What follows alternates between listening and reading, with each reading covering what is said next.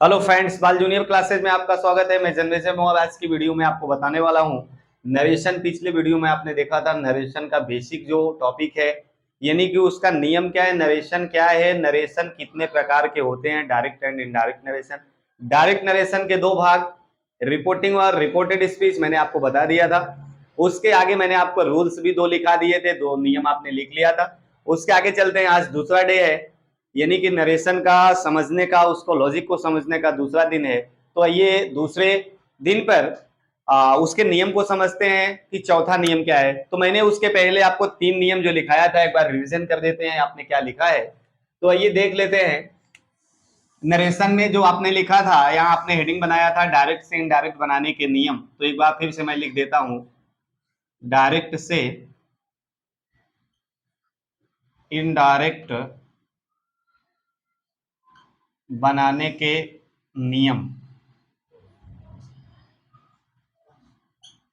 Direct से indirect कैसे बनाते हैं, इसका रूल्स क्या है, मैंने तीन नियम आपको लिखाया था। फिर भी मैं रिवीजन के लिए एक बार दिखा देता हूं आपको। पहला नियम आपने लिखा था, जब रिपोर्टिंग में प्रेजेंट टेंस में हो, प्रेजेंट टेंस में होने पर या फ्यूचर टेंस में होने पर,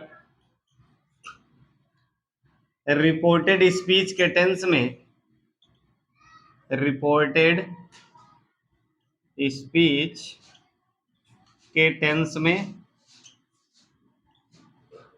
परिवर्तन नहीं होगा।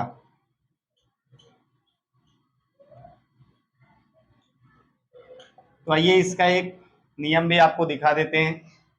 और दूसरा नियम मैंने लिखाया था आपको कि रिपोर्टिंग वर्ब और रिपोर्टेड स्पीच, यानी कि डायरेक्ट से जब हम इनडायरेक्ट बनाते हैं तो इनडायरेक्ट में हम कामा इन्वर्टेड कामा को हटाने के लिए दैट लिखते हैं। कल मैंने आपको बताया था दैट। दैट क्या है? That is A conjunction joining two words, जो दो सेंटेंस को जोड़ता है वही दैट कंजक्शन है। तो आपने ये भी लिख दिया था, कामा इन्वर्टेड कामा को हटाने के लिए दैट लिखते हैं। ये मैंने आपको लिखा दिया था, केवल एक बार फिर से रिवीजन कर दे रहे हैं, ये भी आपको लिखाया है।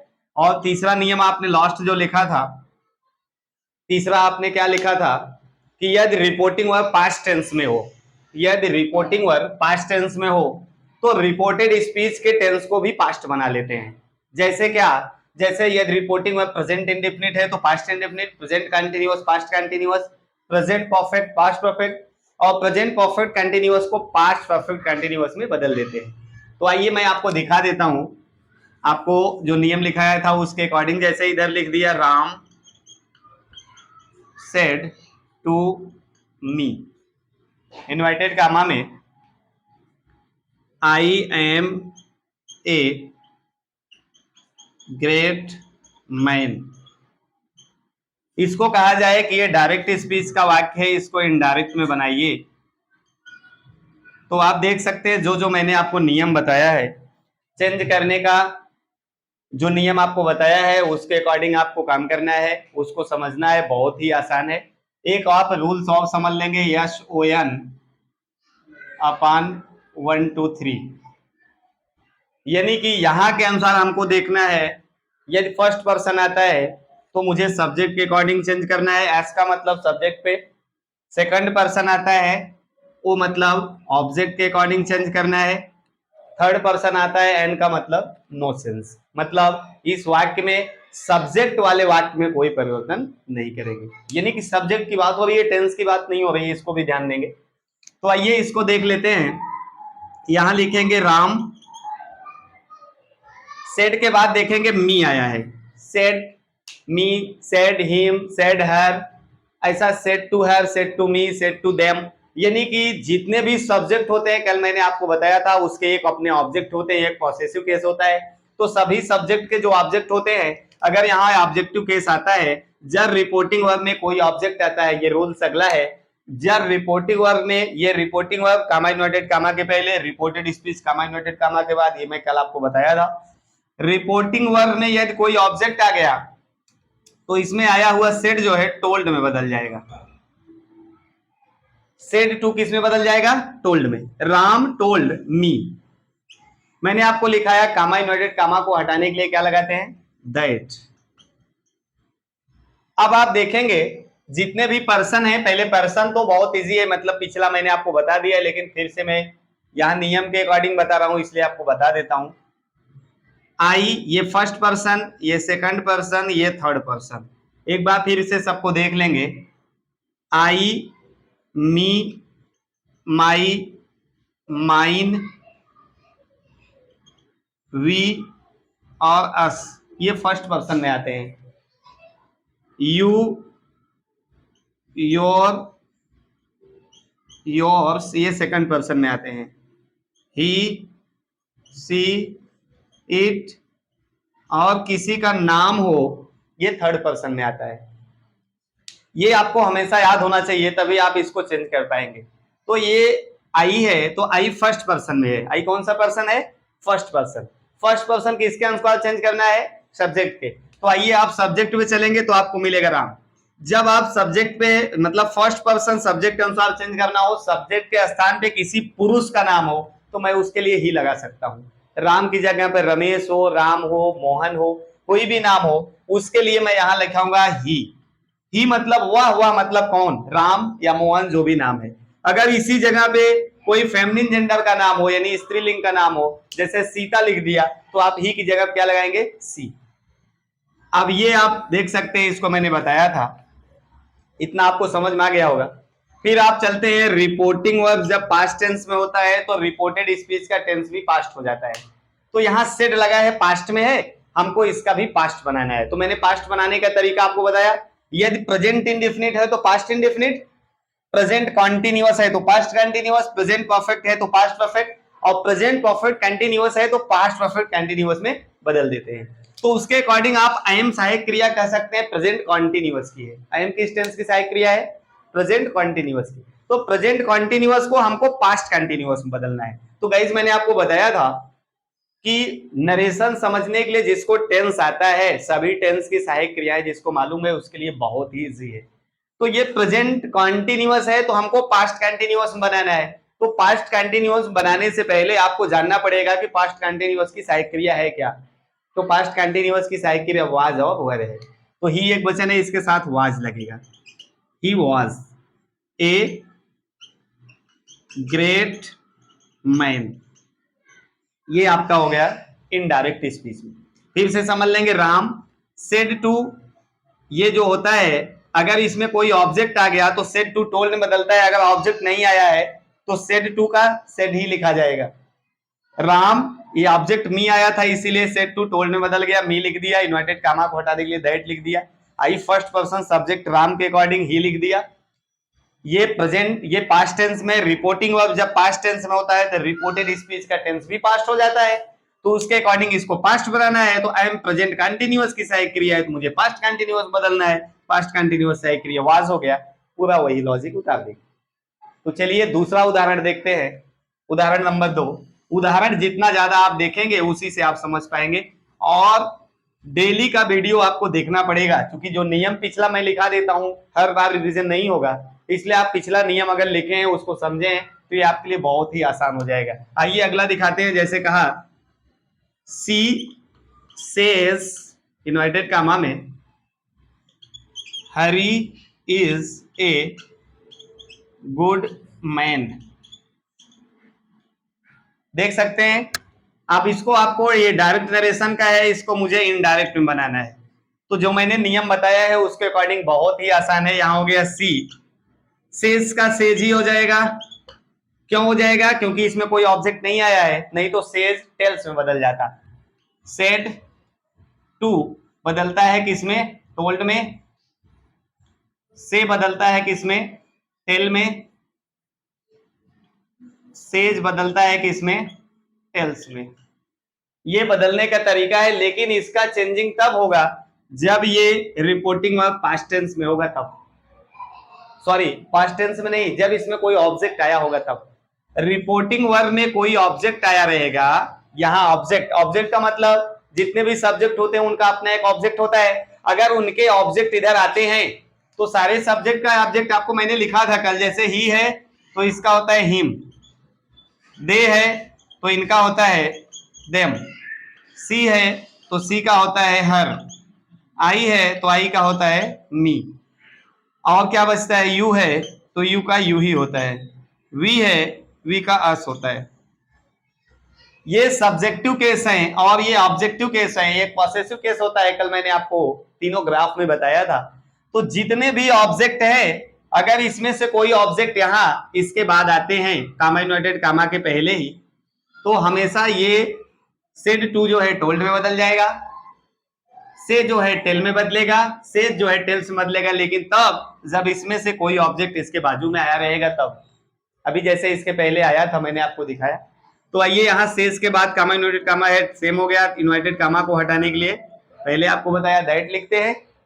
हरी, ये देखो ये नियम आप इस पे लगाएंगे। हरी नाम है किसी का, नाम कौन सा पर्सन होता है गाइस, अभी इधर मिटा दिया, नाम थर्ड पर्सन होता है, मैंने बताया था। तो थर्ड पर्सन क्या होगा, नो सेंस। आइए हरी का हरी ही लिखेंगे, नाम है नाम, नो थर्ड पर्सन है, नो चेंज हो गया। देखेंगे रिपोर्टिंग वर्ब में सेज लगा है, सी सेज वह कहती है, सी सेज का अर्थ हो गया वह कहती है, प्रेजेंट टेंस है। तो मैंने आपको नियम जो लिखाया है उसमें लिखाया कि यदि रिपोर्टिंग वर्ब प्रेजेंट टेंस में हो अथवा फ्यूचर टेंस में हो, ये रिपोर्टिंग वर्ब है, ये रिपोर्टेड स्पीच। यदि रिपोर्टिंग वर्ब प्रेजेंट टेंस में हो अथवा फ्यूचर टेंस में हो तो रिपोर्टेड स्पीच के टेंस में कोई परिवर्तन नहीं होता है। प्रेजेंट टेंस हो और फ्यूचर टेंस में अगर ये रहे तो इसका टेंस नहीं बदलेगा। तो ये प्रेजेंट में है इसलिए टेंस में परिवर्तन ना करते हुए सेम वही लिखेंगे, इज ए गुड मैन। अभी आप देख सकते हैं जहां सेज लिखा है, मान लीजिए यहां सेड होता, सेड, तब क्या लिखा जाता, सी सेड दैट हरी, जहां इज है वहां वाज हो जाता, क्योंकि सेड पास्ट में होता तो मुझे इसका भी पास्ट बनाना होता। अभी जब ये प्रेजेंट में है तो इसको भी प्रेजेंट बनाते हैं। अगला नियम देखेंगे, जितना ज्यादा आप रूल्स को देखेंगे उतना ज्यादा आपको समझ में आएगा। ही है नहीं कुछ इसमें, केवल आपको नियम समझना है, सभी नियम आपको याद होने चाहिए, और जितने भी सब्जेक्ट होते हैं उनका अपना एक ऑब्जेक्ट होता है, ये समझना होगा। और फर्स्ट पर्सन सब्जेक्ट के अनुसार, सेकंड पर्सन ऑब्जेक्ट के अनुसार, थर्ड पर्सन नो चेंज, वो लॉजिक भी आपको जानना पड़ेगा। इसके लिए आपको बहुत आसान हो जाएगा। चलिए अगला देख लेते हैं। दे अलग अलग टाइप का बताते हैं, will say to me, inverted comma में सी हैज डन दी वर्क। चलो ये देख लेते हैं, डायरेक्ट में मुझे इनडायरेक्ट बनाना है इसका। दे विल का विल ही हो जाएगा, अगर यहाँ फ्यूचर का कोई लॉजिक आता है विल सेल तो आप उसमें परिवर्तन नहीं करेंगे। आप देखेंगे से के बाद मी है, मी मतलब ऑब्जेक्ट है, जब भी ऑब्जेक्ट आएगा तो ये बदल जाएगा, तो से किस में बदलेगा, टेल में, या हो गया टेल मी। इन्वर्टेड कामा को हटाने के लिए दैट। इतना समझने में कोई प्रॉब्लम नहीं होगी गाइज, आप ध्यान से समझ लेंगे।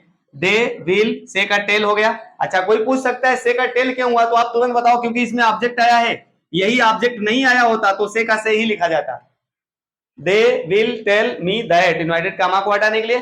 सी कौन सा पर्सन है, थर्ड पर्सन, थर्ड पर्सन क्या होता है, नो सेंस, तो आपको सी का सी ही लिखना है, सी। रिपोर्टिंग में देखेंगे विल आया है मतलब फ्यूचर में है, तो मैंने पहला ही नियम लिखाया है, यदि रिपोर्टिंग वर्ब प्रेजेंट टेंस में हो या फ्यूचर टेंस में हो तो रिपोर्टेड स्पीच के टेंस में कोई परिवर्तन नहीं करते हैं। तो यहाँ हैज का हैज ही रहेगा, हैज डन दी वर्क। मान लीजिए अभी इसी विल की जगह पे विल और से दोनों ना होके यहां सेड रहा होता, सेड, तब क्या होता, दे सेड का टोल्ड हो जाता, मी दैट सी हैज का हैज प्रेजेंट परफेक्ट सेंस की सहायक क्रिया है, प्रेजेंट परफेक्ट की आपको बनाना किस में होता, पास्ट परफेक्ट की, तो पास्ट परफेक्ट सहायक क्रिया हैड होता है, हैड, सिंगुलर और प्लूरल दोनों के साथ हैड लगाते हैं, तो मेरा हैज की जगह पे हैड हो जाता, कब, जब यहां सेड होता तो ये है फ्यूचर टेंस में, इसलिए रिपोर्टेड स्पीच का टेंस नहीं बदलता है। नियम आपको मैंने बताया, यदि रिपोर्टिंग वर्ब प्रेजेंट टेंस में रहेगा या फ्यूचर टेंस में रहेगा तो रिपोर्टेड स्पीच का टेंस नहीं बदलेगा। अगला देख लेते हैं,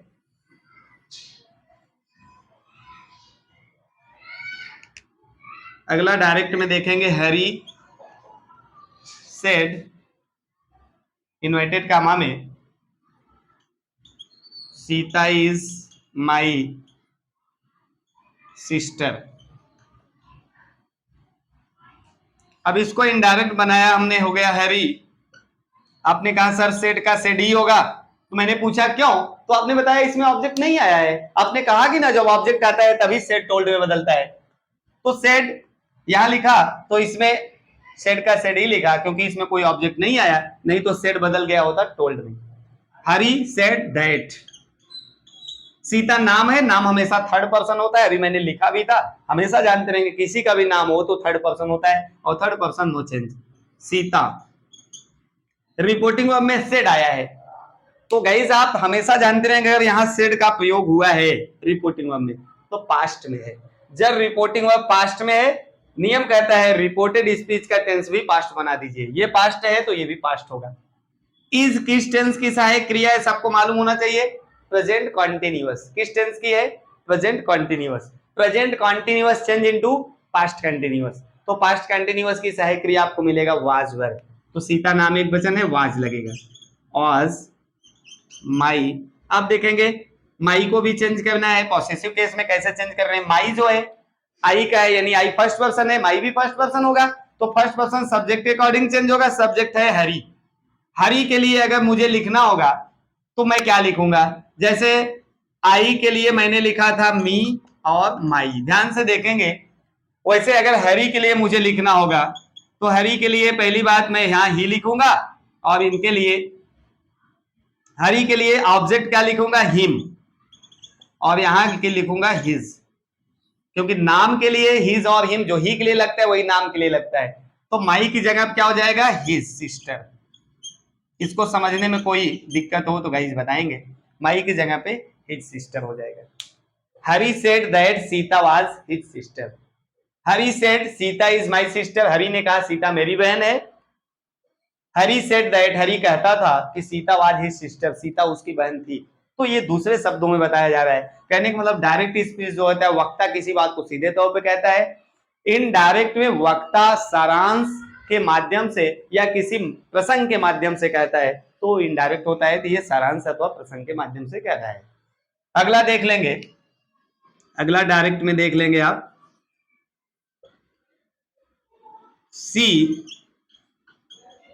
said to us, inverted comma में, you have done well, you have done well, तुमने अच्छा किया। She said to us you have done well। चलो देख लेते हैं इनडायरेक्ट में इसको कैसे बनाएंगे। सी, आपने कहा सर इसका टोल्ड होगा, हमने पूछा क्यों, तो आपने बताया क्योंकि इसमें ऑब्जेक्ट आया है। She told us, said to, ये दोनों एक साथ रहते हैं, दोनों का ही टोल्ड होता है, टू अलग से नहीं आता है। Said, C told us that. You कौन सा पर्सन है, यू कौन सा person, second person. Second person किसके अकॉर्डिंग चेंज होगा, ऑब्जेक्ट के। तो आइए मैं ऑब्जेक्ट पे चलता हूं। ऑब्जेक्ट क्या मिला, अस।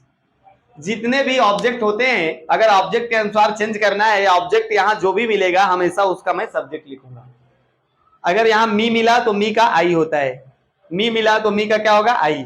हिम मिला तो ही का क्या होगा, हिम, मतलब हिम का ही होगा, मतलब नाम के लिए भी आता है, ही के लिए भी आता है। अस किसके लिए आता है, वी के लिए। वी का ऑब्जेक्ट अस होता है, मुझे इसका सब्जेक्ट लिखना है, मुझे मिलेगा वी। जो भी ऑब्जेक्ट आएगा उसका सब्जेक्ट लिखा जाएगा, इतना आप जानते रहेंगे। तो वी हो गया। सेड टू पास्ट में है तो इसका पास्ट बनाना है। हैव किस टेंस की सहायक क्रिया है, प्रेजेंट परफेक्ट टेंस। हैव किस टेंस की सहायक क्रिया है, प्रेजेंट परफेक्ट। तो हमको बदलना किसमें, पास्ट परफेक्ट। पास्ट परफेक्ट की सहायक क्रिया क्या मिलेगी गाइस, हैड। क्या मिलेगी, हैड डन वेल। ये आप समझ गए होंगे। इतना लॉजिक आप नोट करते जाएंगे, समझते जाएंगे, वीडियो को स्किप करके समझेंगे तो आपके लिए बहुत ही आसान हो जाएगा। अगले टॉपिक में मैं छोटा वीडियो डालता हूं जिससे कि आपको प्रतिदिन थोड़ा थोड़ा समझने में आसान हो और आसानी से आप समझ जाएं, उसको नोट करते जाएं। तो गाइस आज के लिए इतना ही। कल मैं नरेशन के साथ ही उपस्थित होऊंगा। नेक्स्ट इसके आगे पहली वीडियो आप फिर से मैं बोल रहा हूं, इसके पहले कल मैंने पढ़ाया था वो वीडियो आप देख लेंगे, इसको भी देखेंगे, दोनों को कंबाइन करके जोड़ देंगे और उसको आप नोट करते जाएंगे तो आपके लिए बहुत ही आसान हो जाएगा। नेक्स्ट वीडियो में आपसे मिलते हैं, ये आप अच्छे से समझ लेंगे। कल आपको नरेशन के साथ अगली टॉपिक लेके मिलेंगे, नरेशन पे ही अगले नियम के साथ मिलेंगे। तब तक के लिए आपको बहुत बहुत धन्यवाद। Thank you.